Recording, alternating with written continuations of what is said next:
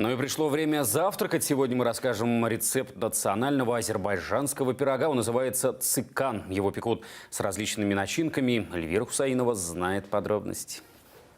Простое тесто, мука и вода. Хозяйка Сакина Алиярова месит его неспешно. Для цикана оно должно быть крутым. Если не прилипает к рукам, значит готово.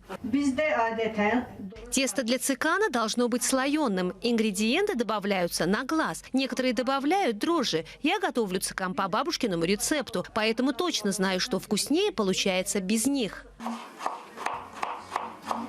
Цикан – необычный пирог. В нем в качестве начинки используют овощи и мясо. Мелко нашинкованные картофель и лук добавляются в мясной фарш. Желательно из баранины, так сочнее. Добавляем соль, перец по вкусу, а еще специальную пряность, которая называется этото. Она придает цикану особый аромат. Цикан заполняется начинкой по принципу «чем больше, тем вкуснее». Но самое важное во всем процессе – суметь переложить пирог в чугунную сковороду так, чтобы он не слипся. Это удается не каждому.